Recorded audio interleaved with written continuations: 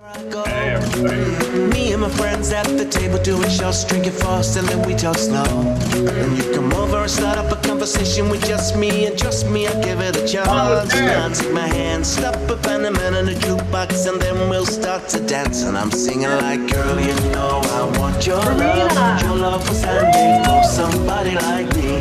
Come on now, follow my lead.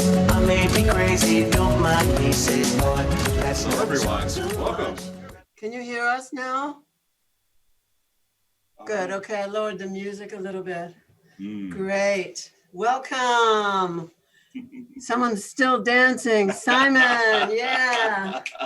Hey Richard, great job last night, man. Was it the night before? Was it last night? Michael watched the video today and saw you doing my demo, Richard. Awesome. And I said, how did Richard, because I didn't see that part. I said, how did Richard look? And he said, he looked great, he did great. Good job, good work. Awesome. Okay, so let's see. Tonight, welcome to We're Extraordinary Lovers. How to be an extraordinary lover. Somebody please mute yourself. I don't know who it is, but I'm hearing background noise. All right. So we have been asked to everyone's on camera. That's great. We've been asked to ask people to come on camera at first when we first start. I want to let you know that we're going to give away a free gift at the end. So please stay for the whole time. And that's what I want to say. Now I want to introduce us, yeah? Yeah. Okay, so I'm Laurie Handlers. This is Michael Gibson. We are partners. We're extraordinary lovers. And how this started was, how we got into this subject was, I couldn't believe the way this man touched me. It was like unbelievable. I said to him, where did you get training? What happened? How did you get to be who you are? And he said to me, it's a long story. And I started by Googling it. And I just went, okay, got it. It was crazy. But we realized that we were doing some things that we hadn't experienced before with other people. So for example, if you've ever been out with people and that you're having dinner with them or something, people who seem like they're in love, and then you get a sense that they're keeping score. Like who's doing, you owe me. I did this for you, you owe me.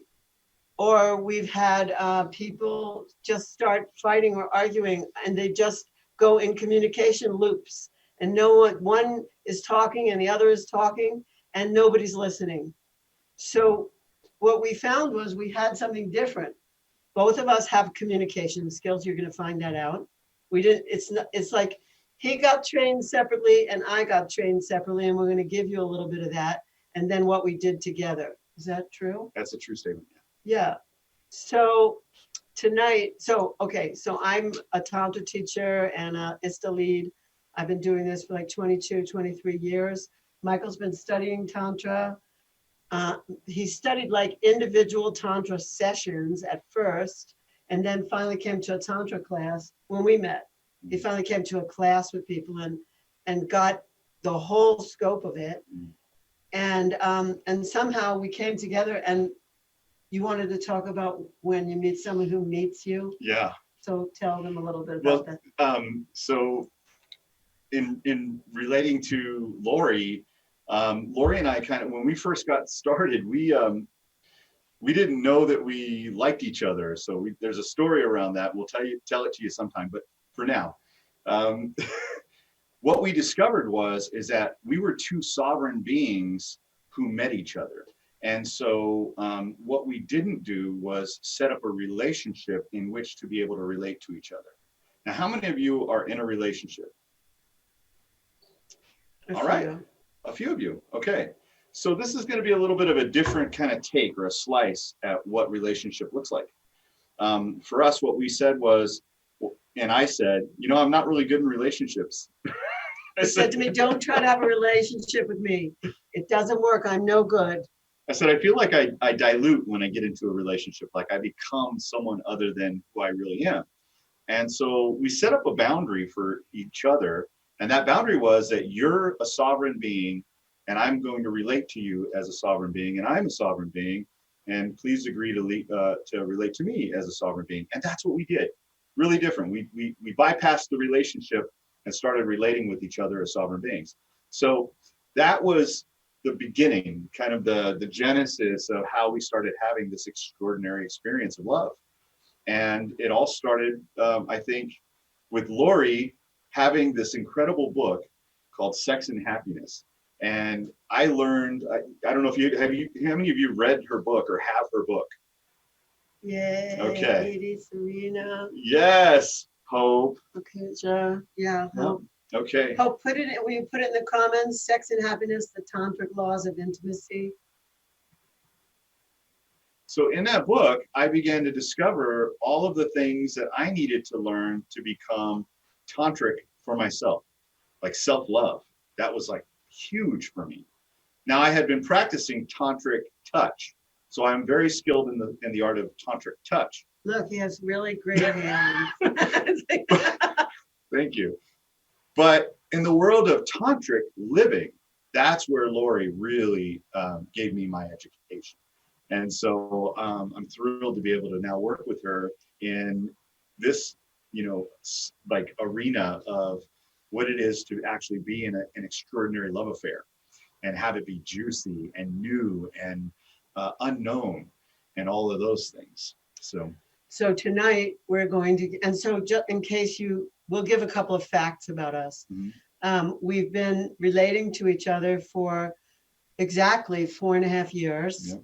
And there was a period of time where we broke from relating to each other because another factoid about us is our ages are very different. So Michael is 21 years younger than me. So I'm 72 and he's 51. Thank you for those thumbs up. Yes. And so at first we broke because he had to contend with himself, with his own images of what it was like to be with somebody my age. Like, what would his friends think? What would his kids think? What would other people think if he was with somebody so much older than him? And to his credit and amazement, he actually got over himself. He got over it. And part of it had to do with me also. I had come home from a ISTA level 2 and we had a meeting and I said to him, no matter what, I love you and you're lovable. And like, if we don't get back together, it's okay. You're still lovable. Go out there and have a great life. You're a sovereign being, like go live.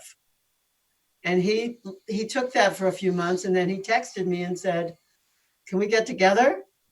And I said, sure. And we got together and I said, okay, so what is this? He said, I don't know, but let's create it. Like he just totally, no one had ever like loved him like that before and just set him free. I imagine that most people have never been set free by other people. It just, we didn't grow up like that. I sure didn't grow up like that, but I learned that. So tonight we're going to talk about 2 subjects. Maybe we'll talk, we might throw in another, we'll see how it goes. We're going to talk about boundaries, and we're going to talk about seduction as a team sport. Okay, those are 2 of the things we live by. So is everybody up for that? Just give us a show of hands if you're up for that. Great. Yay. Oh. All right, so the first thing is boundaries. Boundaries are what actually made it possible for us to have this kind of extraordinary relating. And the first, so let me just say what we consider to be boundaries, what boundaries means. Boundaries are permeable membrane. They're like cellular membranes. They're 1 cell thick. And cellular membranes keep toxins out and they let nutrients in. So that's what boundaries are. If I have a boundary, it's because I'm keeping away from me something I don't think is good for me. And I'm letting in that which I think is good for me. And I get to say, like, I'm sovereign, I know myself, and I get to say what I want and what I don't want. And by the way, no is a complete sentence. Yeah. That's true. Yes. So boundaries allow for intimacy. If you don't have boundaries, if you do get muted in a relating and you forget who you are, and can't figure out anymore, like, how did this happen to me? That takes away from intimacy. Right. Boundaries keep intimacy.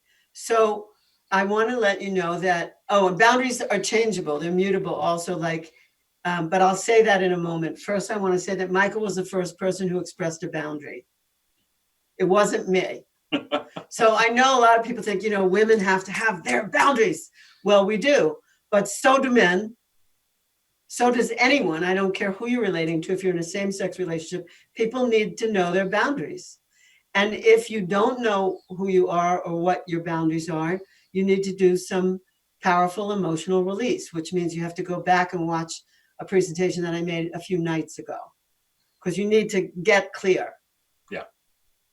But once you're clear, you can just state your boundaries. So may I share what your boundary was, or do you want to? No, you can share. Okay, so the first thing he said to me after he said, don't try to have a relationship with me. First of all, when he told me that he was going to get muted in the relationship, like if we had a relationship, he was going to like lose his sense of who he is. I said to him, don't worry about that. That's not going to happen with me. And he didn't know me, so he didn't know to trust that. So he started saying things that he had boundaries about. And I'm going to tell you what one of them is. He said to me, don't try to get me to sleep over your house. I'm not the sleepover type. So I went, okay. He said, as a matter of fact, when we're together and we're being intimate, knowing that I don't want to stay over, I need you to throw me out. And I said, okay. So I literally would we would make love. We would have this amazing time together. And then I would look at him and I'd say, get out, motherfucker. And he would go, okay, it's been wonderful. I'll speak to you tomorrow. And like off he would go. We lived 4 minutes from each other, 4 minutes from each other. So we could easily get together, but he needed to be sovereign and sleep alone because he sleeps better like that. So I said, okay, I didn't give him any hassle. And the minute I didn't give him any hassle, he was like, this woman is trustworthy. Mm-hmm. This woman isn't trying to manipulate me and get me to do something I don't want to do. She's actually respecting what I said I needed. She's not trying to convince me. Now, how many people someone has tried to convince you in your life? And how many of you have tried to convince someone in your life? Thanks for being honest about that. So right away, we had that boundary. Right away, we had that boundary. Now, here's what's interesting about the boundary. And that is that when I didn't get any resistance from her or her trying to, constantly get me to stay over or anything like that, she would just tell me, because we made an agreement, how you get rid of me is say, get out, motherfucker, get out. Get out, motherfucker. And that was it. The fact that she didn't resist my boundary or try to make me, stay over or anything like that really settled my nervous system. And I was able to trust her. And over time, I have slept over. And so I was able to loosen that boundary a little bit because I knew that, this was not going to be the norm. It was going to be, from time to time. And it was beautiful because yes, we do have morning sex when I sleep over. Wait, my bell. For whoever asked. And now I will sleep over. In fact, I sleep in one room and she sleeps in the other. And then sometimes we sneak into each other's bedrooms. So it might be at night, it might be in the morning. The point is that boundary, when I set it, it really allowed for us to learn how to trust each other. And then also to be able to loosen those boundaries a little bit, which Lori said earlier, they're permeable, right? You can make changes. And so over time, we've done a little bit of that, but we still pretty much sleep separately. Yeah. We do, because we both sleep better. Yeah. I also snore. I'll just tell the truth. Anyway, I want to hear what some of the things are that you have boundaries about. If you wouldn't mind writing in the chat, let's hear. I'll just tell you a few of mine. I have a boundary about showing up on time. Like if you're somebody who doesn't show up time, I give you 3 chances. Don't be late. If you're somebody who doesn't show up on time after the third chance, I have to devalue you in my world because I value my time. My time is really valuable. Like I'm doing a lot of stuff. And if you're taking my time and I'm waiting for you, first of all, also, I feel like I'm in a twilight zone when I'm waiting. I feel abandoned. I have all these other feelings about waiting. So my boundary is come on time. Also, if I lend you something, bring it back in the same shape I lent it to you in, and give me back my books. Just saying. All right, you got some nods. Yeah. So let's see what some of the things are that you put in the chat.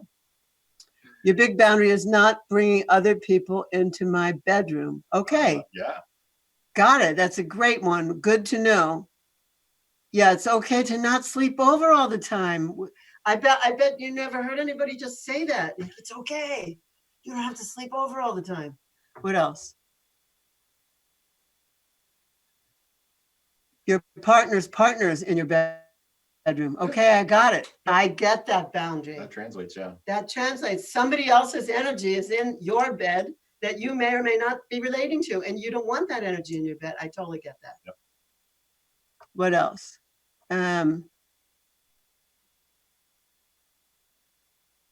Oh, do not interrupt when I talk. I love that. Who wrote that? Desert Rose. Desert Rose, yes. Hate that. All right, good. So we got a few things here that you have boundaries about. It's great. Yeah, listen to the other person and then talk. There's no rush. How many people grew up in a family where everyone interrupted each other all the time? Yeah. So those of us who had that in their family, that's why we have that. Like, let me just finish. Then you could talk. Michael always says to me, if I do interrupt, he says, I want to finish my sentence. I'm capable of finishing my sentence. I like to finish my sentences, you know. All right. So what else can we say about boundaries to people? What else do we need to do? Like, I wanted to talk about boundaries being mutable. So if I give you a boundary, like come on time, and you come on time, and you come on time, and you come on time. This reminds me always of the children's book, The Little Prince, where the fox tells the prince, come at the same time every day and stay far away, and soon I'll let you move closer. It's a children's book, but it teaches boundaries. Yeah. So if I give you a boundary and I say, I want you to come on time, and I ask you to, and you respect that, then I might not need that boundary. I pretty much need time, but there are other things I don't need. Michael didn't need the no sleepover boundary after he saw that his boundary was respected. So if I say no to something, or if you say no to something, and the person you're relating to respects it, you don't always need that boundary. Boundaries can change. They are not barriers. Barriers and blockages are things that don't shift. Boundaries shift over time, or when you feel that you don't need it anymore, or what have you. There might be some kind of sex act that you have a boundary to with certain people. Maybe you have a boundary when you first meet somebody, you don't want to do this. You fill in the blank. And then after they respect your boundaries about what you do want, and you don't want that, after time, you might lighten that boundary up. You might say, you know what? I said I didn't want to do this with you, but I do. Maybe it's oral sex. I don't know what it is, but I feel like there's a lot of boundaries in sexuality that you can negotiate, and they don't have to be permanent, and maybe some are. Yeah. Okay, you have another one that Well, let's give a distinction on the other side of what it looks like when the boundary is constantly being pushed on or not respected or honored. That has a very different physical experience. I'm sure some of you know what that's like, right? It's like when somebody is pushing on your boundary, you don't trust them. Your no goes from no to fuck no to get out of my life no, right? Like that. That's the escalation of it when you start to look at like people who don't honor your boundaries. But the other way of you having your boundaries with someone that you trust is completely, it can completely open up other things within the relationship, which is not a relationship, it's more of a relating, because you're both staying sovereign. So it's huge. Any suggestions on confronting large boundary changes after years of habitual relating? Well, we kind of put together a program for that. Yeah. we have two programs that we'll just mention now. We have a weekend program called Extraordinary Lovers Experience. Could you put that in, Hope? You could actually put online.extraordinarylovers.com. And that's, so we have a weekend called Extraordinary Lovers Experience. And then we have a deep dive, which is like an 8-week program called Extraordinary Lovers Journey. And we take people who have been relating to each other for a very long time, or some not so much, some are newer, but we have some people who have been married for 50 years in our program. 59. 59 years. Yeah. And they're in our program redoing some of the things that they said no to or yes to or what have you, and going deeper to see if there's even more love they can squeeze into their relationship. So we have those two things, and you can always find out about that online.extraordinarylovers.com. There was something else. Someone said that they had a boundary about no touch until unless somebody is fully present. I love that one. Now, here's the question. How do you know when somebody's fully present? Like, how do you know? If you're in your bliss and you're sort of floating, like, I don't know, like, do you do like a presence check every 5 minutes? It's really, but presence, you talk a little bit about your studies. This is so important.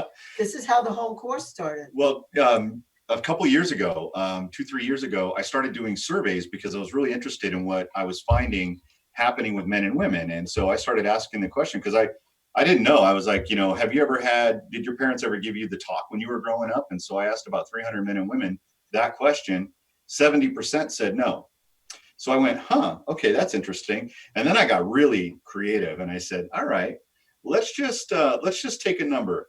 So think of all the times you have ever had sex, all the times you've ever had sex.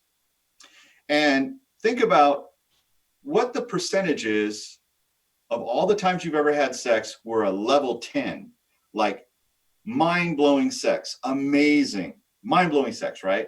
Think about how many times you actually had that happen out of all the time, the percentage out of all the times you've had sex. And men came back and said, it's about 30%. And then women came back and said 2%. And I went, okay, we got a gap here. In fact, I came up with a hypothesis. I thought, maybe we men aren't doing as well as we think we are. So I started really looking at, well, what is it that constitutes a level 10 experience? And I asked women, I said, what is a level 10 experience for you? And the number one response of those 160 so women was presence. Presence was the thing that most women said, if that was there, then it could be a level 10. It could really go mind-blowing. And I went, wow. I thought, if that's the case, then I saw 20% in there somewhere. Yeah, somebody said 10 to 30%, and somebody said 20%. Thanks for answering. Thank you. And Nadja, thank you for saying that you could just sense when somebody's present. Yeah. Because women can, and we do exercises to prove that. And so part of what we did, or part of what I did, was I started developing ways to teach men how to be present with women, like really, really present, such that you could, it was tangible, right? And we came up with some really incredible exercises to teach that. And presence, I think, is one of those things that when you've experienced it and you know what it feels like to have someone fully, their focus is on you and they're fully present in the moment, it is like magic.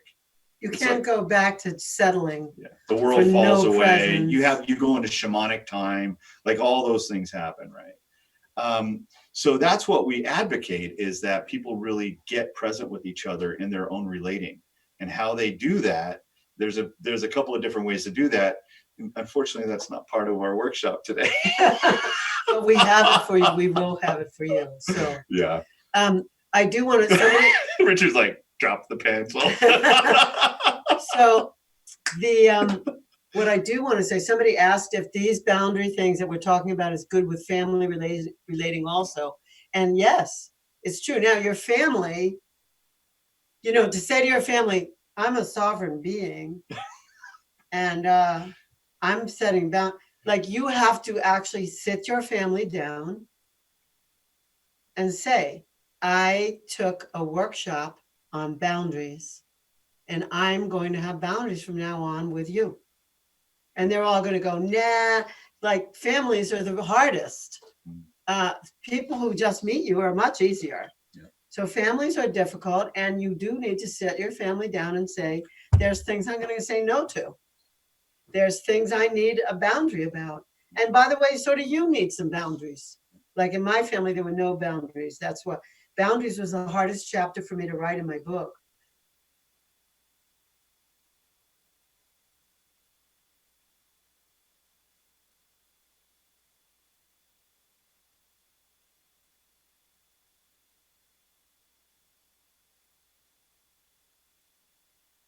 If they wanted to come in my room, they had to like ring that bell because I couldn't stand them barging in. I might want private time. Who knows what I was doing?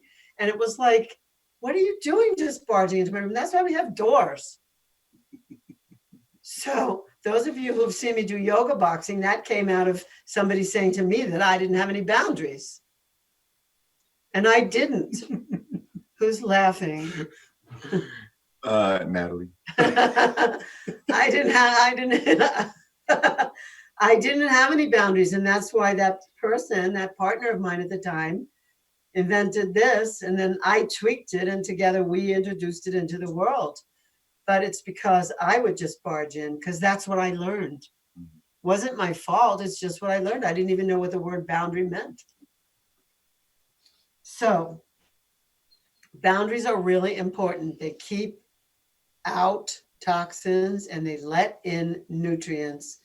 And if you don't know what is clearly what you want and what is clearly what you don't want, then you probably need to do some emotional release practice to get clear enough to be able to say no. And yoga box, no, I don't want this. I want this. And let people around you know clearly this is it. And when they respect you for those things, fantastic.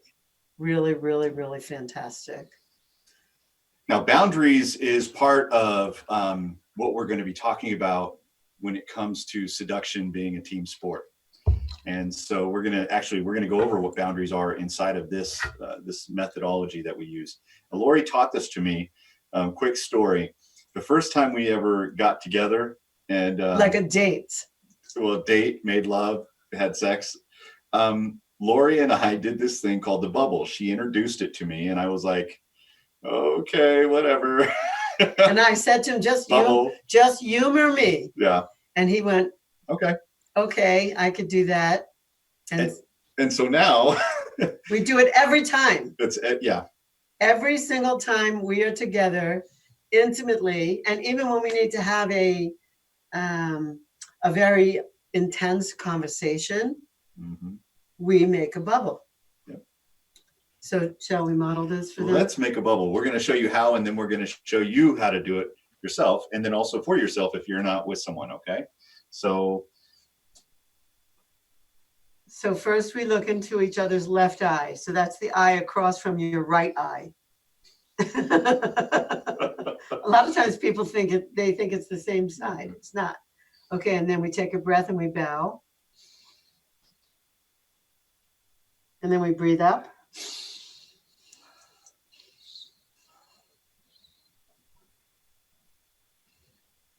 So one hand goes this way. Let's just do that again. One hand goes this way. One hand goes this way. The next hand, then we go around ourselves. And then we go around the other. All right, so now we're going to try that with you. So we're going to face you. Do you want to just do it? Yeah, I'll step in here. So you face him. All right. And this is his This is my left eye. Okay. So it may look funny on the screen. It might look, oh yeah, it looks like it's your right eye, but it's really your left eye. It's this eye. Yeah. This is my left eye.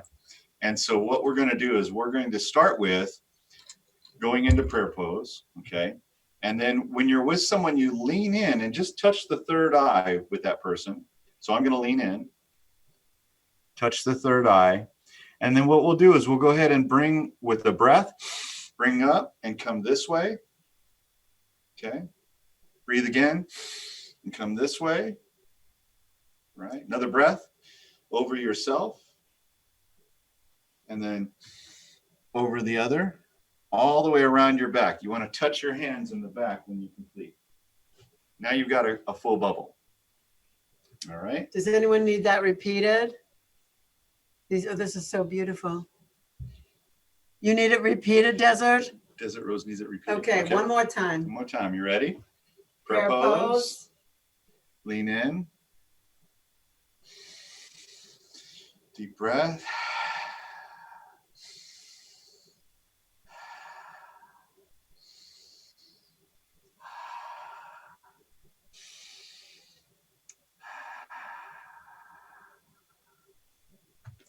Very good. Very good, everybody. So imagine we're together the first time. We're about to have sex, and I say to him, okay, we're going to make this bubble. And he's like, yeah, whatever. Like, he's just like, he never met anyone who said to him, we're going to make this bubble. And so then I said to him, okay, desires, fears, and boundaries. And he looked at me like, what? I said, I want you to tell me your desires, your fears, and your boundaries. And then I want you to ask me mine. So we did that. And it's really interesting. We hardly knew each other. He had just actually really found out who I am. Like when we met, we just met quickly. Then we met again at an event where we actually connected. And then here we were together, and he decided that a really good idea for a first date was to interview me on his podcast. So he interviewed me for like an hour and a half. It was like a seduction. And he like finds out, you know, I'm Laurie Handler. So this is what I do. This is what I'm into. This is why I wrote this book, blah, blah, blah. And he's like, he's not really letting on, but I know inside he's going like this. What? Who is this woman, you know? So then we're sitting in his room and we're facing each other, and I go, okay, we're going to make this bubble. And he's like, yeah, okay. Okay. So I say to him, desires, fears, and boundaries. And he says what they are, you know. It was very sweet. You know, he said, I desire to touch you. I desire to make love to you. I don't know if I have any. Oh yeah, I have fears like, don't touch me in this way. Don't try to control me. And I have boundaries. I have boundaries around, can I say? Okay, never I have mind. a boundary around that. He has some boundaries about some stuff. And I go, okay. And then he says to me, desires. I said, ask me. He says, okay, desires, fears, and boundaries. So I said, I desire, at that time, we lived 4 minutes from each other, I think, or not so close. But I said, I travel the world for my work, and I have lovers in other places in the world. And I see them, you know, sometimes I see them once a year. Sometimes I see them once every 4 years. Sometimes I never see them again. I said, I desire to have a lover close to home who I can like actually go deep with. And he looks at me and he goes, I want that too. I was like, I almost fell over. He said, I want that too. And I went, okay. Like, I was just like, I had a non-breath moment, you know, like, and then I said, fears. I said, I'm not really afraid of anything. And boundaries, I probably said a few boundaries that night, you know, like, probably I didn't want to have anal sex. Probably I didn't want to like hang from a chandelier on that evening, you know, like whatever. There were things I said. And I have a really nice chandelier, by the way. I didn't want to get into any BDSM that evening, you know, I just like that. So we did that. And then we had this amazing evening, like amazing.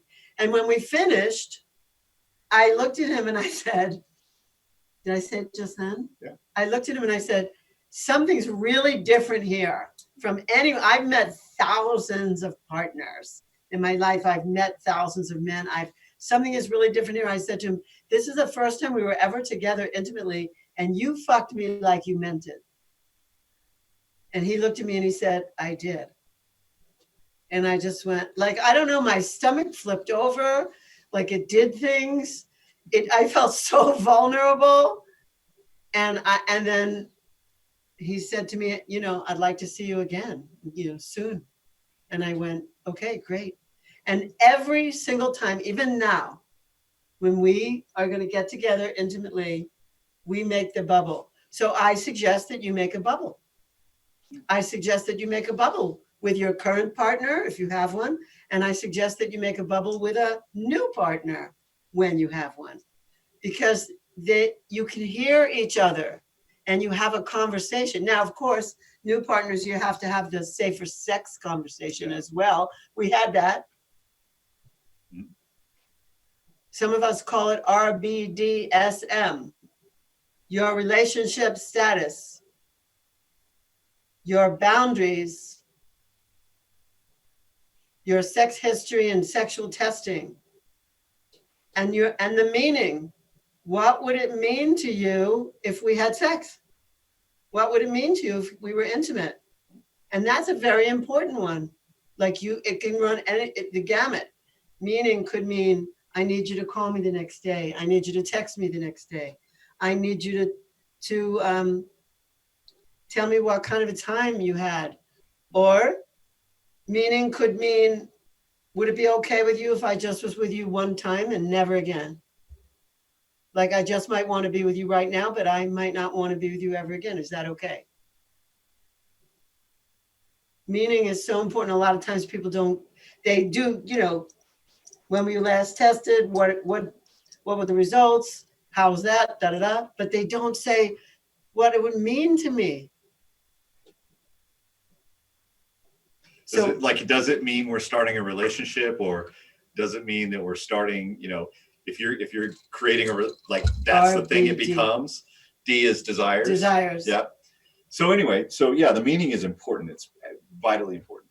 And part of how we came to this was understanding each other in that sense. What did it mean? From minute one, really from minute one. We didn't and it was a little scary, but we just did it. So here's what we can do. Let's kind of transition into the seduction as a team sport. This is a big part of it. But I just want to see if anybody has any questions. Okay. Okay. If you have any questions, put them in the chat. We'll stop here for a second, and then we'll get into seduction as a thousands. Oh my God. Me too. Fantastic. Thank you. Oh, Michael. Who wrote that? That was Hope. Hope. Michael. Okay, what else? Do you have any questions about anything we've done so far? Let's just stop here and ask. Yep.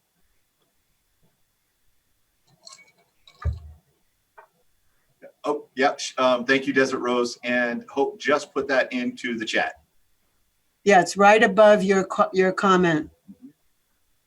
So you take BDSM and you put an R in front of it. That's the easy way to remember it. And I already did BDSM 2 nights ago. Tantra meets BDSM, so we're not doing that tonight. Yep. All right, anything else? No? All right. So we're going to move into seduction is a team sport. Actually, it goes like this. Ready? Seduction is a team sport. And we give each other 5.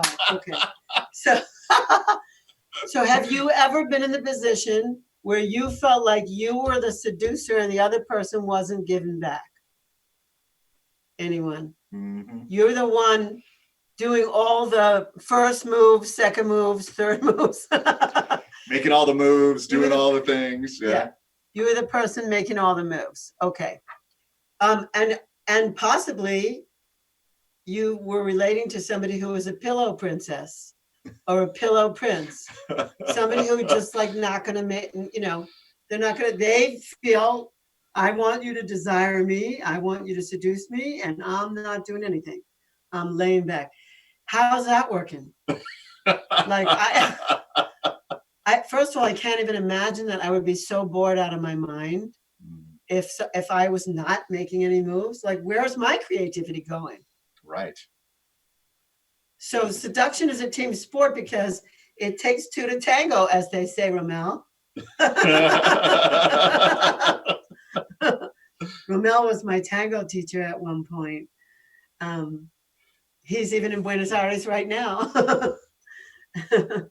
So it takes two to tango, and it's really important that seduction is a team sport. Like it takes people to work together. Mhm. So let's talk about the three parts of that.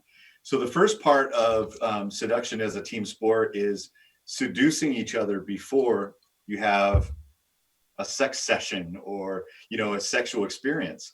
And there's So lots. he did. So I just told you how he did it. He did it by interviewing me and finding out everything about me while he was interviewing me on his podcast, and he was making cute little comments, and he was actually seducing me while we were doing the podcast. Yeah, and I'll get you a link to it afterwards. We'll figure out a way to put that into the One World Tantra. In the participants group, we can put it in there. It's a great interview. It's a lot of fun. So really what it is all the things that you would think of. None of this stuff is new. So it's really texting. It's sending, little notes to each other. It's before you're actually having anything going on and saying very sexy things to each other.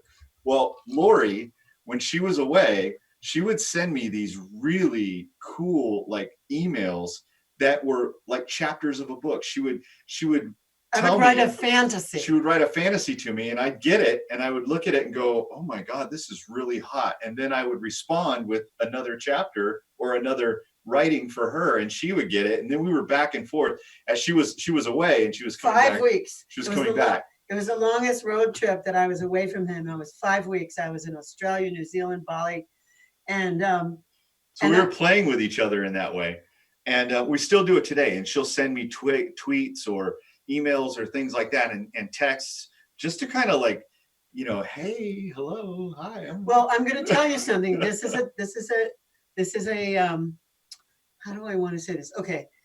When we first met and we started dating, I had to go to Costa Rica. It was a February of whatever year. And it was over Valentine's Day. So I was doing an ISTA training in Costa Rica. I think it was the first ISTA training in Costa Rica. And so I texted him on WhatsApp and I said, "Oh, I just arrived in Costa Rica. It's so beautiful here. Here's a picture of the parrots. And here's a picture of my bed. Too bad you're not here." And he texted me back, "I'm sorry. I can't even hardly, it was almost like I can't even remember you." Like, well, actually what I said was, I said, "You know what?" I said, "Thank you so much for reaching out. I'm so sorry because, I'm one of those who like out of sight, out of mind. And thank you for like getting in front of me again." And part of that and he said, "If you want me to respond to you, you need to like remind me that I'm relating to you." Yeah. And so, and as she was relating to me, I was responding in kind. Now, that doesn't mean that that's always the way it's going to go. And in fact, I often do instigate as well now. But back then it was like, I need you to be in front of me and to, send me something so that I can actually re-presence. Now, tell them about what happened. We went to Mexico and we had this Kundalini guru, like a real life guru, right? Oh yeah. And he was sharing about how men are, and he's like, men are this way. And Lori and I are sitting there laughing our heads off because we're like, really, that's he said this was the example he gave. I'm saying it because a man said it about men. Yeah. He said he was like a Kundalini guy with a turban on and everything, and he said men go to work and like their secretary calls and says your wife is on the phone, and the guy has to like pull himself way in from whatever he was doing, go, "Who? Oh yeah, I have a wife, and kids, and I have a home with this woman." He said, if you are not presencing yourself in front of a man, he is single focused and he's focusing on whatever's right in front of him in that moment. And he isn't focused on you, whoever his partner is. So he said, you just need to know that and don't make it wrong. Make yourself present. It's the same thing we just said about presence. Yeah. Make yourself. So I feel like he gave me the tip of the century. He said to me, I'm sorry, I can't even, like, where are you? You know, it's like I'm in Costa Rica. And but I knew also that I didn't take that personally. Like, I didn't get upset about that. And that's the big thing, like, not to take things personally. You know, his life didn't revolve around my life. So I just said, okay, thanks. And I started to put myself in front of him by writing these chapters. And we have about 20, 25 chapters now. They're very hot. We've done every single one of them. We wrote them as fantasies, but we acted them out already. We definitely we did them. Yes, we did. And also I knew that before I left, I had sent a Valentine's Day card. So I knew that any moment in the mail was coming something else. So I went, good for me. I sent something to keep me in front of him. I sent something to keep me in front. I felt like that was the best tip I ever got. Yeah. All right. So one of the things that I tend to do, yeah, we're getting a lot of really great questions. One of the things that I tend to do is I tend to, I'll say like corny little things. Wait, someone wants to know if we're going to release this book. Yes. Yes, we will. It may come in we're writing Extraordinary Lovers now. And so those chapters may come as examples of things for you that you could write to somebody. You could take them and, you know, change them a little bit. One of the chapters that I wrote, and by the way, the chapters that Lori wrote to me to say, this is what I want, this is really hot, and, you know, all those, like she said, we got to act those out. That was a lot of fun. And then I've written a couple of chapters, and one of them was about what's her name? Cleopatra. And it was set in the time of, you know, ancient Egypt, when it was, you know, beautiful and gold everywhere. And I made this really hot writing about it. And he read it at a party that I invited him to about Cleopatra. And I thought, wow, that is so hot. What is going on here? And then afterwards he says to me, that was you. I wrote that for you. I was just like, oh my God, that was so hot. And then we played that out. Yeah. So one way to seduce is through writing, whether it's chapters, texting, emails, whatever. One way to seduce is writing. And then of course there's always speaking. There could be playing favorite songs. There could be like that. One of the things I do, I've discovered that Twitter, not Facebook, not Instagram, but Twitter has, some people on Twitter send little porn clips. They feature porn clips. You have to get into the flow of the right people.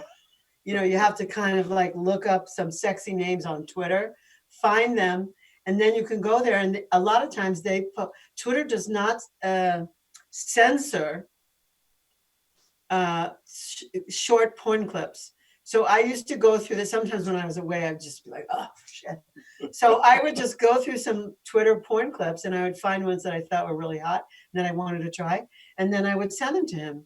And I would go, this one's really hot. And he would go, ooh. Ew. So that's what I used to do when I was away also, because my life prior to the pandemic involved about 75% travel. So I was away a lot. Now that we're doing this together, our lives will involve more travel, but at the time I was on the road a real lot. So I had to rely on things.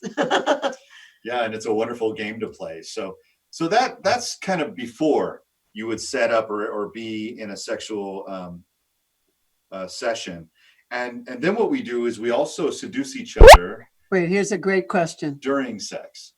That before we go there, finding the balance between not being seen as needy and being in your power, like reciprocal seduction. So, okay, so now I just want to respond to that because it's so important. If you feel like how do I want to say this? If you feel needy, like you are, like people have given you the feedback that you're needy, you probably are.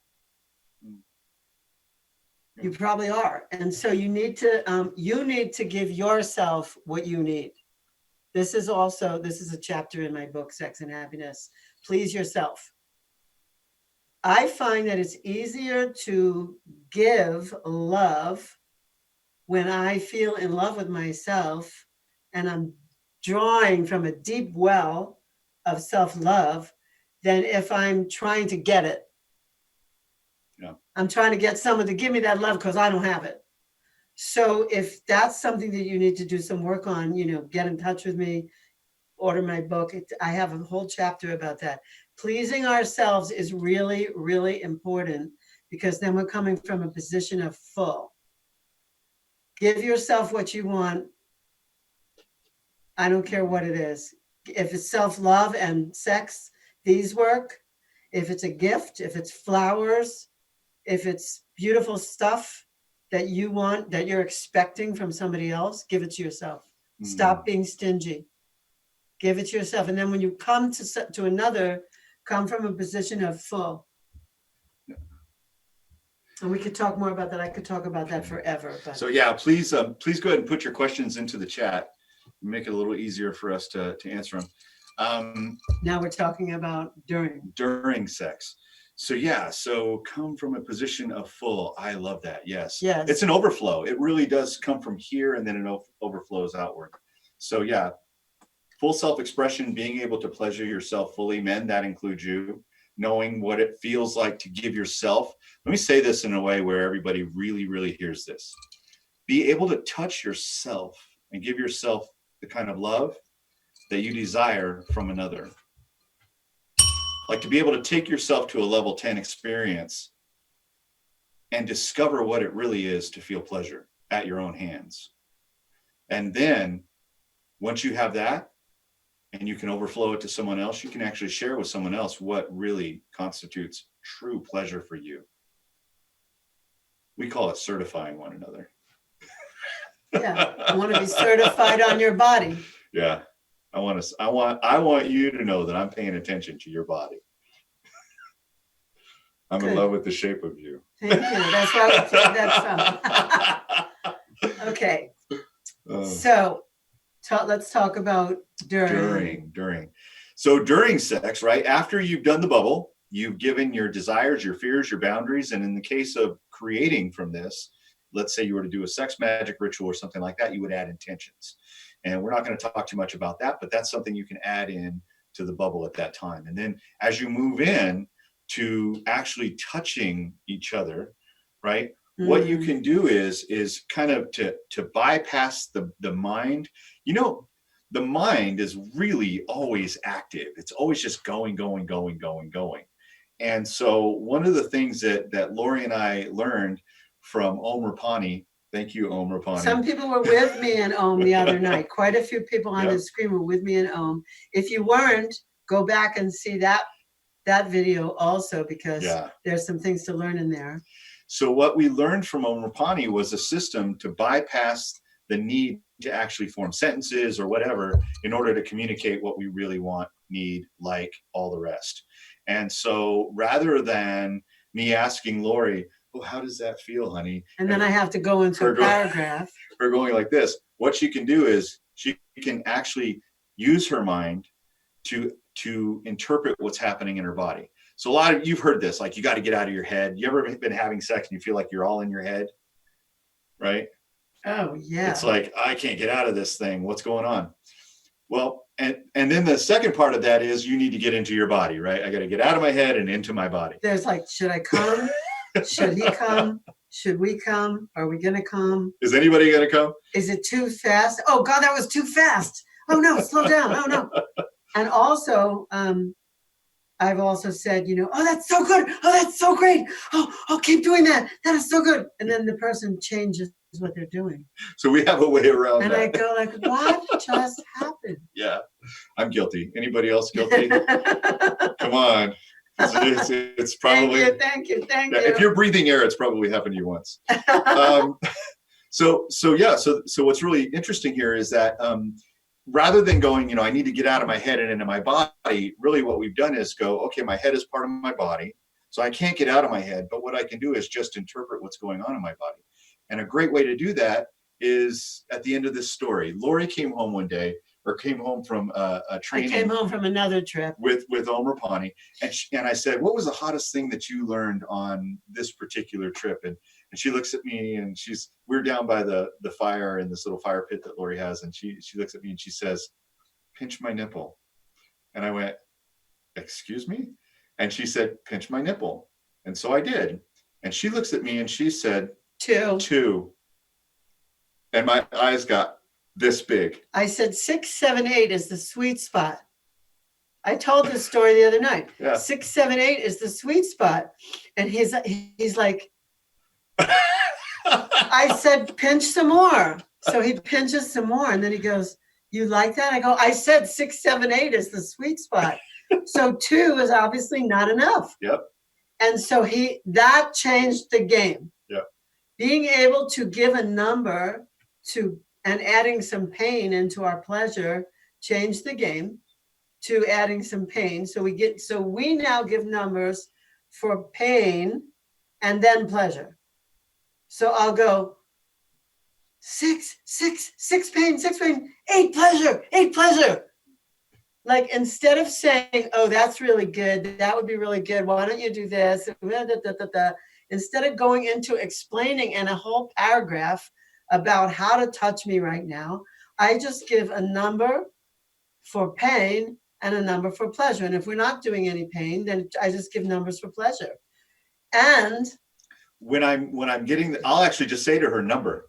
So I'll be doing something to pleasure her, and I'll say number, and she'll say 4 or 5. And when it's a lower number like that, what I'll typically say is, "What can I do right now to make this better?" And she might say slower, faster, harder, softer. So rather than having to come up with entire, sentences, well, if you just went a little bit slower and maybe move to the left a bit, she can just say left, faster, left, right, slower. Just simple, really, really simple. And then the numbers tell me what level of pleasure I'm getting to. After I adjust or I calibrate into that, what she's asking for, then I can say number, and she'll go 6, 7. I know I'm getting there. And so what that does is it helps me. She's giving me real feedback in real time that allows me to then be able to continue pleasuring her. So it's really powerful. And sometimes I yell, 15! 15! And I'm like, 15? I thought it was 10. It's usually 1 to 10 scale, but occasionally it's gone over. Oh, you cracked me Was up. that what you wanted me to say? Yes, because you're hilarious. Imagine my shock. 15? What am I doing? Okay, hold on. Now, Lori said earlier, she said, sometimes when you're doing something that she really likes, and she's just like, really, oh, I love this. Is so good. It's so good. 8, 9, 9. And I'm going, oh, yeah, okay. And then all of a sudden I change something. And she's like, what? What did you just do? I just sit right up. I go, what just happened here? And we invented, I can't tell you this yet because it's in the next part, but we invented something to deal with someone who, when you say this is so good, and the person changes. So we invented something for this, but we'll give it to you in our little next section. Yeah, well, we can tell it now, but then we can tell how we came to it in the next section. But I want to talk about you and the numbers. Well, let's do it real quick. Ready? Okay.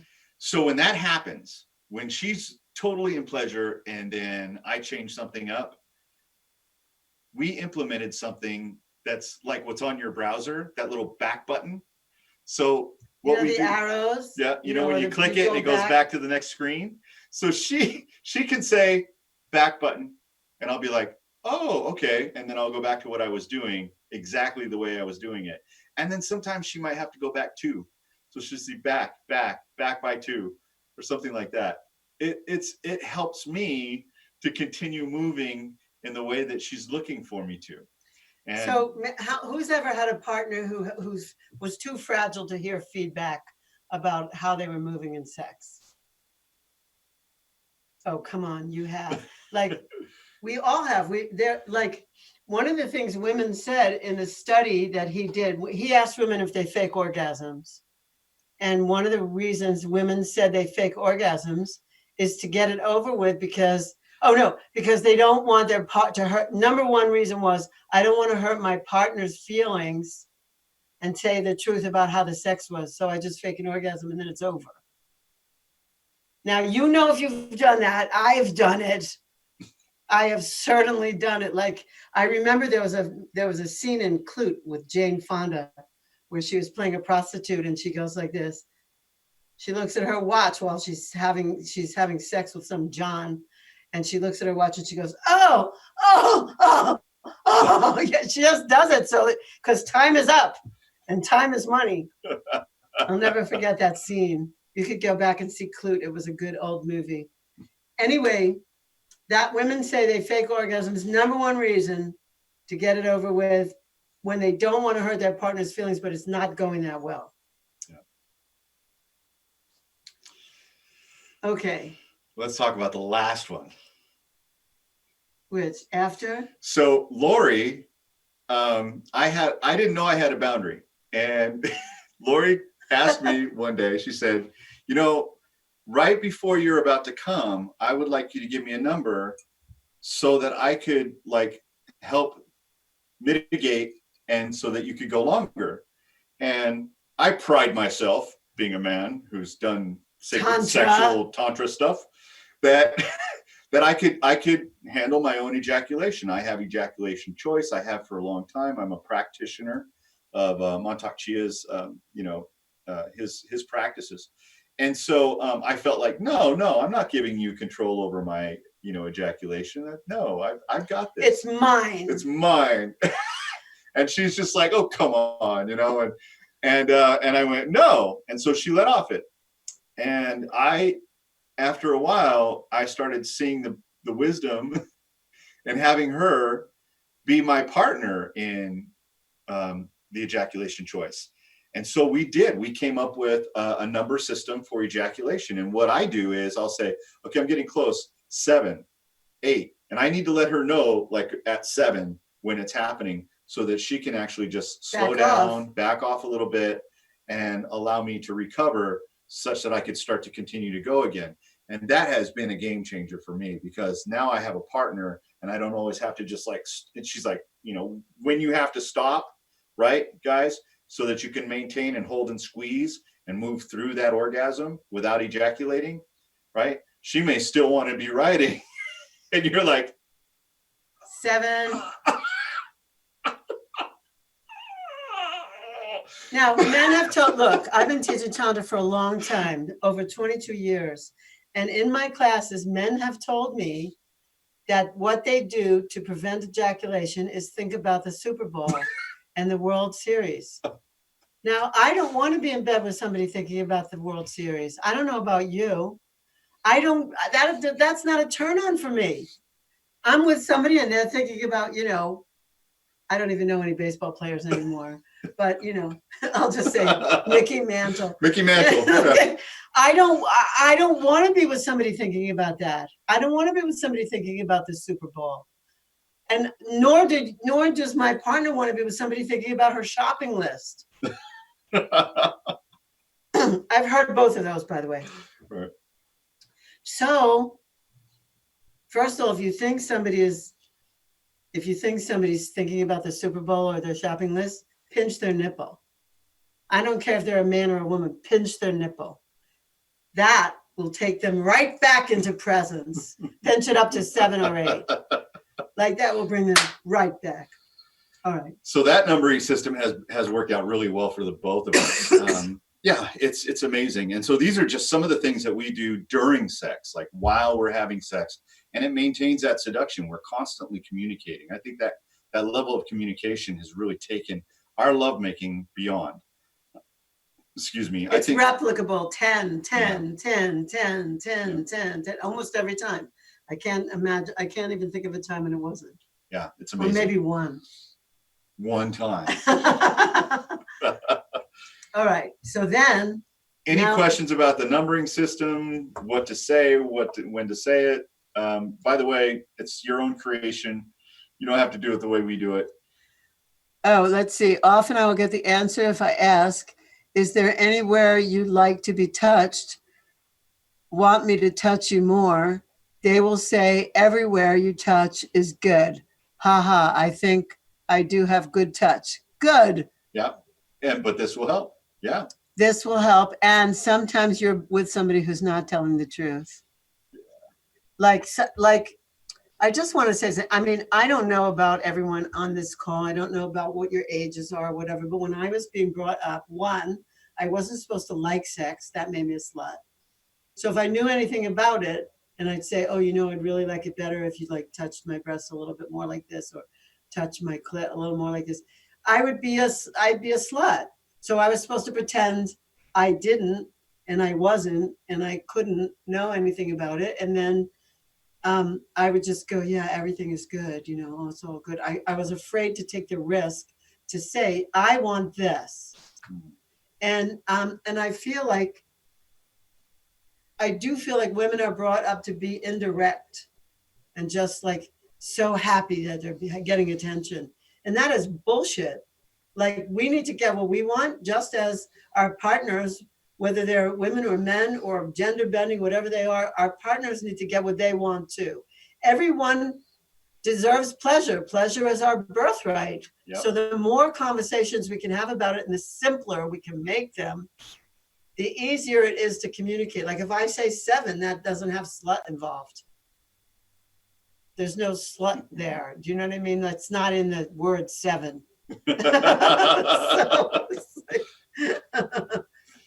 and sometimes if we're doing BDSM, I want that. Like one time he wanted to do, I said to him, I want you to spank me. This is off. I'm crossing boundaries. I'm crossing boundaries of Tantra meets BDSM and Extraordinary Lovers, but I'm crossing it. What was I saying? I totally forgot. It's your tangent, baby. Oh, Not mine. Oh, yes. One time I said to him, I want you to spank me. And he said, why? Like he wasn't really into it at that moment or then. And he also was afraid of his strength hurting me. And I had just come back from something else with him. And I was like, yeah, I really want to do spanking. And he said, about what? And I said, I want you to spank. This is like interesting that this is what I picked. I said, I want you to spank me for all the pleasure I didn't let into my life for fear of being slut shamed. Like, I want you to now spank me for that. Like, there's so much pleasure I didn't let in. And so if the shoe fits, wear it, go for it. Have somebody spank you and humiliate you for how you wouldn't let it in when that's what you craved and wanted. So we reverse that. We hear. Someone asked the other night whether BDSM was a healing modality, and I said yes. We've seen amazing things, and that was one of them for me. Okay. Après. It's so French. Après sex. So after sex, this is really the best time to continue seduction. And it happens all the ways that you can imagine. Everything from having the room having been set up and ready with towels nearby, making sure that you're cuddling and holding each other, chocolates, water, things that, red wine, things that you both will need to have this incredible moment afterwards. And the communication continues. So normally what we'll do, Lori and I, after we've had like an amazing, crazy sexual experience. We should have had that picture. Which one? The one where I'm over here and you're over here. Oh, yeah. Yeah. Anyway. Well, what we do is we'll lay on the bed separately like this, right? Facing each other. Okay. Like this, laying on the bed like this. And we'll talk and we'll laugh and we'll goof around and we'll talk about the sex and what it was like and what was amazing about it and what was not so amazing about it. So we actually bring it all up, and there's nothing wrong here. All of it is just, communication and information and data, and it's very hot. Like we don't look at it like, this particular thing was a 10 and this particular thing was a 7 and this particular, no, we actually talk about it now. We're like, he'll say, what was the best part for you and what was not so good? Were there any parts that were not so good? He'll actually ask me that, and I'll say, yeah, this and this and this were the best, and this Not so much. And he'll say, thank you. And then what will he do? He will go and take notes. I write it down. He keeps a journal. Yes. He keeps a journal about what actually worked and what wasn't so good. This is a sex nerd, a sex geek. Like he likes to know scientifically what worked and what didn't work. And then I'll ask him what worked and what didn't work. What was great for you, what wasn't so great for you. And we don't take it personally like, oh, you hurt my feelings. I can't talk to you about this anymore. We're like open to hear it because we want it to keep getting better. Now, here's what's really great about this. Number one, you're represencing the moment, right? You're bringing back to your memory in that moment. And it might be right after you just finished up, or it might be the next day where you find yourselves in communication. In football, they have the thing on Monday night, they have 4 jocks get together on screen and they talk about the game that they played yesterday. That's what we do. Yep. So if any of you are sports fans and you've seen those guys get together and they talk about the play and the this and the that, that's what we do. Now, one of the things that we've shifted, right? Where instead of when she tells me, she goes, this thing really wasn't so great. And I think it probably would have been better if we would have done it this way, maybe slower, maybe 2 fingers instead of 3 or whatever. And then I say, instead of saying, oh, I'm so sorry I did that, I won't do it again. No, what I say is, thank you. Thank you. Thank you. That's really good information for me. Thank you. And so I'm constantly being open to the reality of what we're doing with each other. Better said, I'm more open to really hearing and knowing her. So what really gets her off, that's what I'm interested in. Those things that are not so great, I'm interested in those too. The last thing I was going to say was that remember the thing about the back button? Well, this is where we discovered it. In the Monday night football recap. Yeah. We were able to, she goes, you were doing this thing, was so good. And I kept saying, oh, I love this, is amazing, is so good. And then I stopped and I switched and did something else. And she said, what do you, I don't get that. Why would you do that? And then I was like, well, maybe we could do like what you do with your web browser. When you hit the back button, we just, say back button. That's where we found this. And so you'll be able to create some new things for yourself just by having this conversation. And believe me, it's hot. It's not like clinical at all. And sometimes we get heated, and the next thing you know, we're like tossing around again. It's fun. All right. So that really is, seduction is a team sport. We have just presented you a lot of what it is. There's some more nuances to it, but those are the basics to seduction as a team sport. Communicate before, during, and after, and it just keeps getting better and better and better and better. Now, no one's asked it, but what do you do if you're with somebody who just doesn't want to do that? I'm just going to say for myself, I don't want to be with anybody who doesn't want to do that. And I get to say, I have a boundary. I get to say, I'm spoiled now. So it's like, I don't want to be with anybody who doesn't want to communicate like that. I just don't. And so, but I would introduce this, like, as I said, I introduced the stuff the minute we were getting together. I took the risk and it paid off. And I don't know. I agree with you that, number one, the bubble for me, the first time we ever did it, it changed like everything for me. So I had never done it before. And this was the first interaction that Lori and I had ever had. And I had, first interactions before, but wow. I was sold. I was like, wow, this is amazing. Oh, this is good. Spontaneity and boredom. Yeah. We always get that question. Mm-hmm. Spontaneity and boredom. So much for spontaneity. If it's not spontaneous, it'll be like kind of rigid and kind of like corporate. Okay, so here's what I want to say. I didn't wear my tie tonight, Lori. Here's what I want to say to you about spontaneity and boredom. Number one, you know how you would set a business meeting with somebody you wanted to talk business with? We had one today with Ashley. So she's on here. Ashley's waving. We had a business meeting with her. She called a meeting with us. And how long ago did we set that up? Like 4 weeks ago? Because it was important, 2 weeks ago, because it was important to Ashley. It was important that she catch us and that we have a meeting. Now, when you're doing business, is that important to you? Raise your hands if you have a business meeting, you set up a meeting for business. Great.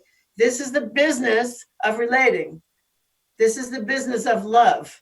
This is the business of sex. If you don't want to set up a meeting with somebody who's your beloved, what are you doing? This is just as important as a business meeting for business.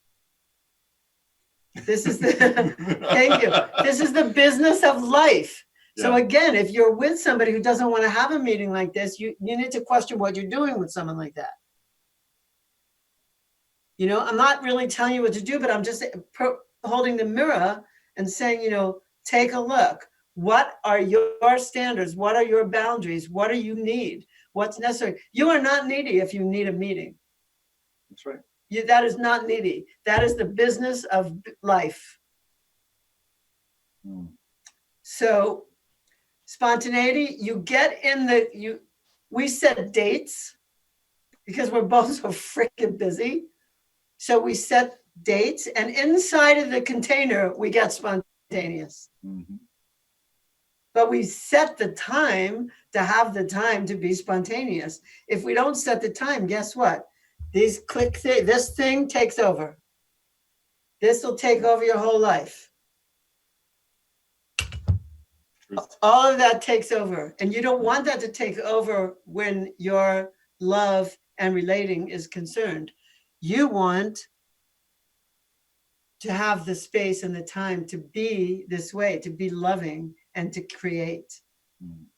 By the way, your sexual energy is your creative life force. So you want to create with this person. You want to create like amazing things, or these people. So you want to create amazing things with these people, and you need to set the time to do that. And then to have honest flow. All right, let's take questions. We're kind of winding down and up. See if there's anything that we didn't cover or anything that we did cover that leaves you in a question, and ask it, because we're happy to answer it. That's what we're doing here. We want everyone to have extraordinary loving. Otherwise, we wouldn't bother to talk about it. We'd just stay in bed. I want you to all have a 10. Yeah, 10. Like as much as possible. 10. At least a 7. 10. But 10. Who's up for that? 15. Ramel, yes. Thanks, Ramel. Absolutely. Yes. Yes. All right. Are there any questions? Let's see. Look and see if there's anything. Yeah, I want 15. I want 10. I want Everybody's 15. saying 15. Yeah. 15. Well, what it takes is being an excellent communicator, and we're giving you shortcuts so that you don't have to make this stuff up. Yeah. What does it say? Your sexuality is the source for creative life force. That's exactly right. Yeah. Okay, how did we all get here? A sperm swam and went into a hole and fertilized an egg. Tell them the statistic. The statistic on the fact that you're actually here sitting in front of this screen right now in this moment, the fact that you are a being at all, statistically, scientists have come out with the analytics on this. It's like 400 quadrillion to 1 that you would even exist. 400 quadrillion to 1. Just let that sink in. You are an evolutionary miracle. So that is your sexual energy. We got created through sexual energy. So did this thing that I picked up. So did my bell. So did Zoom calls. So did Zoom calls. So did this microphone. All of this stuff got created with sexual energy, because that is the creative life force. That creates the miracle of miracles, life. So if our sexual energy is blocked, and have you ever had a writer's block or a creativity block? Chances are your sexuality, your sexual energy wasn't moving. And your sex chakra connects to your throat chakra. So if you have no permission to speak your truth, you probably don't have permission to have great sex. Like if you can't say, I like this is great, or a little slower. If you cannot say that, chances are you're not having great sex, and you're not gonna until you can speak. So these two, you can't see mine, but these two chakras are connected. The sex and the throat, they're very, very connected. And you need to be able to make sound and speak.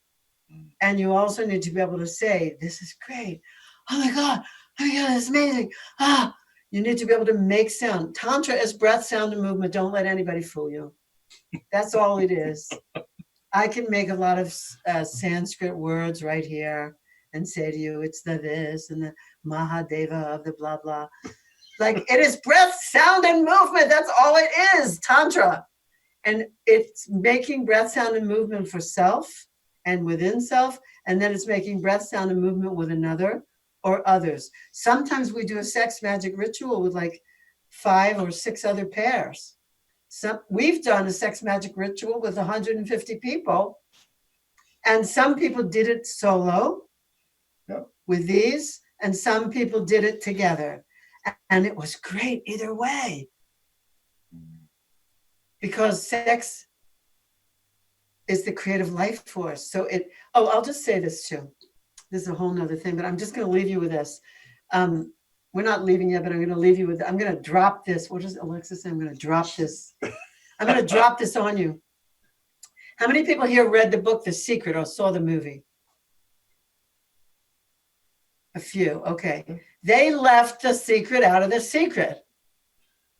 They left sexual energy and creation out of The Secret.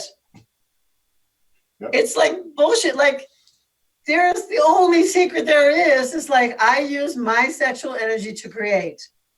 Mm-hmm. And we all do, whether we know it or not. I don't know if NASA rocket scientists know, but they're using their sexual energy to create. And they left that whole thing out of The Secret and the laws of attraction. Ridiculous. You want something, use your sexual energy, use these. It's awesome.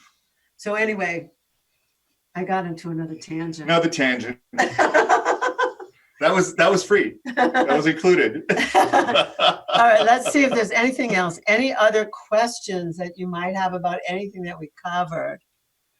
When discovering boundaries, is it usually a process of trying things and then knowing whether it's yes or no? Yes, that's one way of knowing boundaries. And another way of knowing boundaries is practicing emotional release, which you can go back in this festival to in the units, and you can find my Moving Through Powerful Emotions. And another way is to get so clear by doing emotional release practices that all of a sudden you go, I want this. Oh, I want this. Or to hear what other people are having and say, I want to try that. Yeah, both. There's trial and error, and there's also just like pure creation.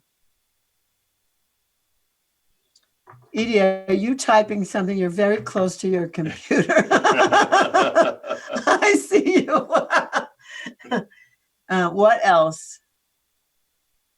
Your sexuality. I don't see any other new questions. No other new questions. Yeah. All right. Well, rather than ramble on, here's another one. How do you feel about toys? We love toys. We love toys. What? Yeah, thank you. That's a great question. Do you know that I'm a poster child for the Sibian? Like I represent the company Sibian. Like there's no toy like that. That's like the Lamborghini of toys. Yeah. We love toys. We're certainly not opposed to them. They're an enhancement. And if they work for you, use them. And if they work for you, find new ones. They're great. We love the Sibian. We love the Hitachi. We love that. What's that thing? Enjoy. The Enjoy. Enjoy thing that's metal. I have Betty Johnson's barbell. And we also love rabbit toys. We love everything. We try, because I'm who I am, a lot of times they get mailed to me. Like people just mail me things to try. And I get so happy. It's like Christmas. Like, look what I got. I got a new toy. Just think, you get to be a mad scientist with all these new toys, right? You get to learn all the things about her body that she didn't even know about. And by the way, make sure you keep a log. Write these things down. Keep a journal of all the things that she loves and all the ways that she receives pleasure. I 'Cause don't I keep tell a you journal something. about you, You don't, but it's okay. but I'm good.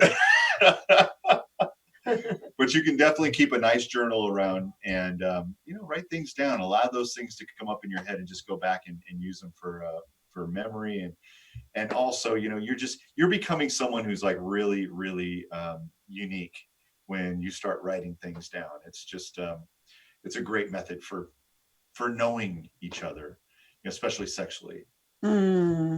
Aho. Someone said we were intoxicating. Thank you. Thank you. Thank you so much. Thank you, Simon. Some people think that people get addicted to toys and then they become numbed out and what have you. And I would just say, I don't have any position on toys. Like, I think vibrators are fine and I'm not numbed out. And if you get numbed out, then stop for a while and use your hands again or use somebody else's hands again and then go back. Like, I don't think it's either or. I think it's like whatever excites you, whatever arouses you, go for it. Like, it's your life. Do it. Yeah. Okay. So everybody repeat after me. Pleasure is my birthright. Wait, let's have them unmute yourself. Everybody. Unmute yourself. All right. Get ready. Here we go. Let's see all those mutes go off. All right. Now repeat after me. Pleasure is my birthright. Pleasure is my birthright. Yeah. And if we weren't meant to have pleasure, we would have been born in metal, wood, or glass. We were born in this luxurious thing called skin. It's the largest sensory organ. So give yourself that pleasure. You deserve it. It's your birthright. It really, really is.